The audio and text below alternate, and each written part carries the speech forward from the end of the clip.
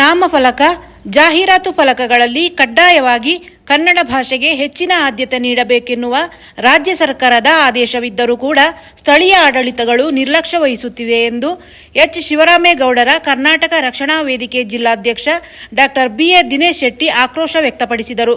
ಕುಶಾಲನಗರದ Sagar hotel ಕಟ್ಟಡ ಮೇಲ್ಭಾಗದಲ್ಲಿ ಬೃಹತ್ ಆಕಾರದಲ್ಲಿ ಝೊಮ್ಯಾಟೊ ಜಾಹೀರಾತು ಫಲಕ ಅಳವಡಿಸಿದ್ದ ಅದರಲ್ಲಿ ನಿರ್ದಿಷ್ಟ ಪ್ರಮಾಣದ ಕನ್ನಡ ಭಾಷೆ ಬಳಕೆ ಮಾಡಿಲ್ಲ, ಬಹುತೇಕ ಆಂಗ್ಲಮಯವಾಗಿದೆ. ಇದನ್ನು ಪರಿಶೀಲನೆ ಮಾಡದೆ ಅಧಿಕಾರಿಗಳು ನಿರ್ಲಕ್ಷ್ಯ ವಹಿಸಿದ್ದಾರೆ ಎಂದು ಪುರಸಭೆ ವಿರುದ್ಧ ಅಸಮಾಧಾನ ವ್ಯಕ್ತಪಡಿಸಿದರು. ಸರ್ಕಾರ ಆದೇಶ ಇದೆ, ಆಗಲೇ ಆದೇಶ ಆಗಿ 1 ವರ್ಷ ಆಗೈತೆ ಅಲ್ವಾ? ಮತ್ತೆ ಅಲ್ಲ ನಾನು ಹೇಳ್ತಾ ಇರೋದು, ನೀವು ಕೆಲಸ ಮಾಡೋರಿಗೆ ನೀವು ಹೇಳ್ಕೊಡ್ಬೇಕು. ಕೆಲಸ ಮಾಡೋರು ನಿಮ್ಮ ಮಾತು ಕೇಳಿಲ್ಲ ಅಂದರೆ ಎಲ್ಲ ಏನು ಕರ್ನಾಟಕನ ಅಲ್ಲ ಬ್ರಿಟಿಷ್ ರಾಜ್ಯನೇ ಇದು. ನಾನು ಹೇಳ್ತಾ ಇರೋದು ಯಾವುದನ್ನು ಅದು ಅಷ್ಟೇ ನೋಡಿ, ಕಂಪ್ನಿಯವ್ರು ಹಾಕಲಿ, ನಾಳೆ ತೆಗ್ಸೋದಲ್ಲ, ಇವತ್ತು ನೀವು ತೆಗಿಸ್ಬೇಕು. ತೆಗಿಸಿಲ್ಲ ಅಂದರೆ ನಾವು ಮಸಿ ಬಳಿ ಕೆಲಸ ಮಾಡ್ತೀವಿ. ದಯವಿಟ್ಟು ಅರ್ಥ ಮಾಡ್ಕೊಳ್ಳಿ, ಕನ್ನಡನ ಫಾಲೋ ಮಾಡಿ. ನಾನೇನು ಹೇಳ್ತಾ ಇರೋದು, ಕನ್ನಡನ ದಯವಿಟ್ಟು 60% ಸಾಕಿ, ಅಂದ್ರೆ ನೀವು ಏನು ಬೇಕಾದ್ರೂ ಮಾಡ್ಕೊಳ್ಳಿ, ನಾವೇನು ಕೇಳೋಕೆ ಬರೋದಿಲ್ಲ. ಏನು 10% ಇಲ್ಲ ಕನ್ನಡದಲ್ಲಿ ತಪ್ಪಲ್ಲ ನೀವು ಮಾತಾಡೋದು. ಕನ್ನಡದಲ್ಲಿ ಹೇಳಿ. ನಾನು ಹೇಳ್ತಾ ಇರೋದು ದಯವಿಟ್ಟು ಅರ್ಥ ಮಾಡ್ಕೊಳ್ಳಿ. ಕಂಪ್ನಿಯವ್ರಿಗೆ ನಾನು ಹೇಳ್ತಾ ಇದ್ದೀನಿ, ಎಚ್ಚರಿಕೆ ಕೊಡ್ತಾ ಇದ್ದೀನಿ. ಯಾವುದೇ ಝೊಮ್ಯಾಟೊ ಕಂಪ್ನಿ ಯಾವುದೇ ಇರಲಿ, ಎಲ್ಲೇ ಇರಲಿ, ನಮ್ಮ ಕೊಡಗಲ್ಲಿ ಯಾವ ಮೂಲೆಯಲ್ಲಿ ಇದ್ರು ಕನ್ನಡ ಕಡ್ಡಾಯವಾಗಿ. ಕರ್ನಾಟಕದಲ್ಲಿ ಕನ್ನಡ ಭಾಷೆಯೇ ಸಾರ್ವಭೌಮ, ನಂತರ ಉಳಿದ ಭಾಷೆಗಳು. 60% ಕನ್ನಡ ಭಾಷೆ ಕಡ್ಡಾಯವಾಗಿ ಬಳಸಬೇಕಿದೆ. ಲೈಸೆನ್ಸ್ ನೀಡುವ ಸಂದರ್ಭ ಈ ಬಗ್ಗೆ ಅಧಿಕಾರಿಗಳು ಕಟ್ಟುನಿಟ್ಟಿನ ಸೂಚನೆ ನೀಡಬೇಕು. ನಂತರ ಕನ್ನಡ ಅನುಷ್ಠಾನ ಬಗ್ಗೆ ಪರಿಶೀಲನೆ ನಡೆಸಬೇಕಿದೆ. ಕೂಡಲೇ ಇಲ್ಲಿನ ನಾಮಫಲಕ ತೆರವುಗೊಳಿಸಿ ಕನ್ನಡ ಭಾಷೆಗೆ ಆದ್ಯತೆ ನೀಡಿದ ಫಲಕ ಅಳವಡಿಸಬೇಕಿದೆ. ಬದಲಾವಣೆ ಮಾಡಲು ಕೋರಿ ಪುರಸಭೆ ಅಧಿಕಾರಿಗಳು ಕಟ್ಟಡದ ಮಾಲೀಕರಿಗೆ ಸೂಚನೆ ನೀಡಲಾಗಿದೆ. ಇದು ಪುನರಾವರ್ತನೆ ಆದಲ್ಲಿ ಸಂಘಟನೆ ಮೂಲಕ ಉಗ್ರ ಪ್ರತಿಭಟನೆ ಹಮ್ಮಿಕೊಳ್ಳಲಾಗುವುದು ಎಂದು ಎಚ್ಚರಿಸಿದರು. ಇವತ್ತು ನೋಡಿ, ಕುಶಾಲನಗರದಲ್ಲಿ ಒಬ್ರು ಝೊಮ್ಯಾಟೊ ಕಂಪನಿಯವರು ಏನ್ ಮಾಡಿದ್ದಾರೆ, ನಾಮಫಲಕ ಹಾಕಿದ್ದಾರೆ. ಅಲ್ಲಿ 10% ಇದೆ ಕನ್ನಡ ಅಷ್ಟೇನೆ, ಬಾಕಿದೆಲ್ಲ ಆಂಗ್ಲ ಭಾಷೆ ಇದೆ. ನಾವು ಯಾವುದೇ ಕಂಪ್ನಿ ಇರ್ಬೋದು, ನಾವೀಗ ಝೊಮ್ಯಾಟೊ ಕಂಪ್ನಿಯವರು ಈಗ ಜಾಹೀರಾತನ್ನ ಹಾಕಿದ್ದಾರೆ. ಕುಶಾಲನಗರದಲ್ಲಿ ಒಂದು ಹೋಟ್ಲು ಮೇಲೆ ಹಾಕಿದ್ದಾರೆ.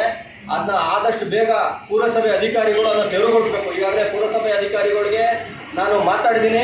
ಅವ್ರು ಈಗಾಗಲೇ ಜಾಹೀರಾತು ಹಾಕ್ದಂಥವ್ರಿಗೆ ಮೊಬೈಲ್ ಮೂಲಕ ಕರೆ ಮಾಡಿ ತಿಳಿಸಿದ್ದಾರೆ. ಈಗಾಗಲೇ 2 ದಿವಸದಲ್ಲಿ ನಾವು ತೆಗಿತೀವಿ ಅಂತ ಹೇಳಿದ್ದಾರೆ.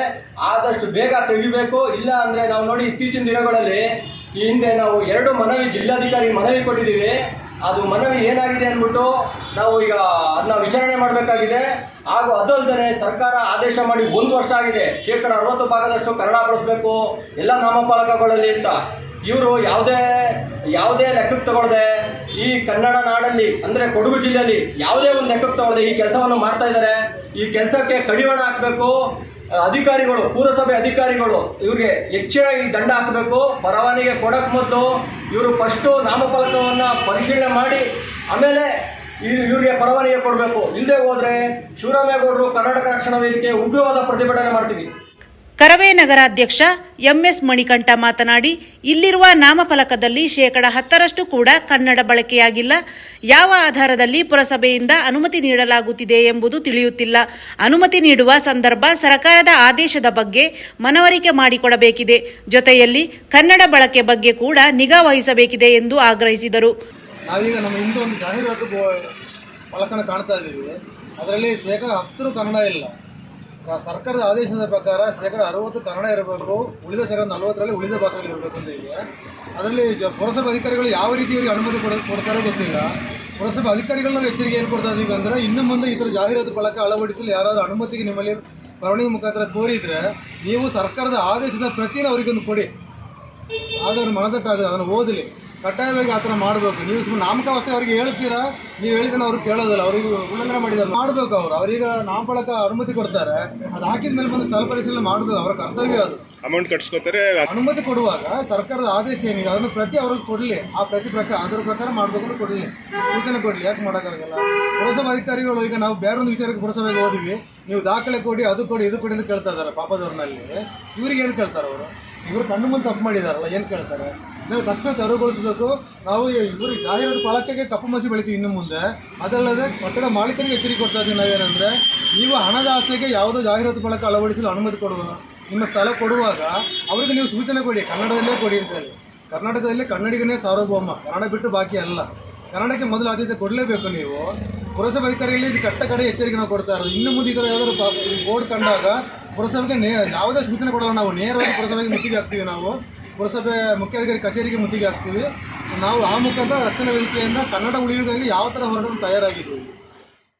ಈ ಸಂದರ್ಭ ಕರವೇ ಜಿಲ್ಲಾ ಕಾರ್ಯದರ್ಶಿ ನಾಗರಾಜು, ತಾಲೂಕು ಸಂಚಾಲಕ ರಂಗಸ್ವಾಮಿ, ನಗರ ಉಪಾಧ್ಯಕ್ಷ ಮಣಿಕಂಠ ಆರ್, ಪ್ರಮುಖರಾದ ಕಾರ್ತಿಕ್, ಪುಟ್ಟಸ್ವಾಮಿ ಎಸ್ಎನ್, ಭರತ್, ನಿರ್ಮಲಾ, ವಿಎಚ್ ಪುಟ್ಟಮ್ಮ ಮತ್ತಿತರರು ಹಾಜರಿದ್ದರು.